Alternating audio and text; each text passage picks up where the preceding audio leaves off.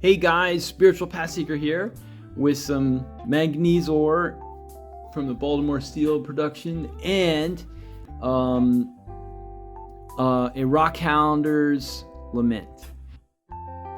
So first of all, just show you a couple of these pieces I found this weekend. Of course, the steel production is over in Baltimore, but they brought these materials in.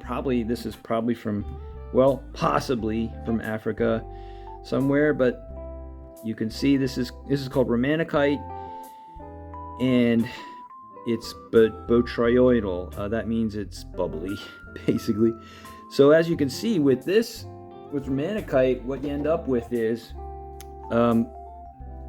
it's all like bubbles within bubbles. So this was all probably one big bubble at one point, and but anyway, under the bubbles, you'll see there's more bubbles. See, these two bubbles are inside. This was once a shell, and that's broken off. It's like eggshells that break open.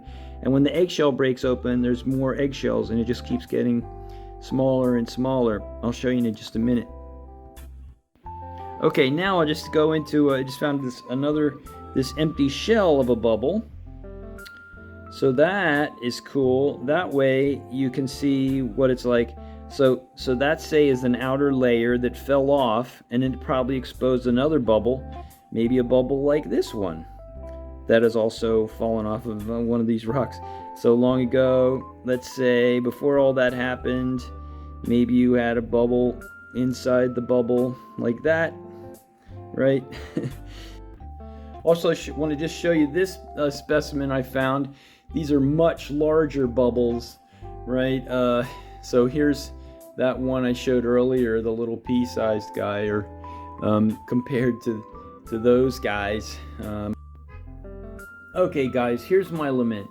The thing is, okay, so if I show rocks to non-rockhounds, I get different reactions, and you just have to know, or I have to know, I have to figure that, I gotta expect that.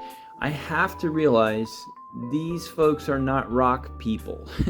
So I might show them a cool rock, and they might say, nah, it doesn't really do anything for them. You can show them something that's really, really cool, but they'll be like, nah. But if it sparkles and things like that, maybe it starts to, it might get a reaction.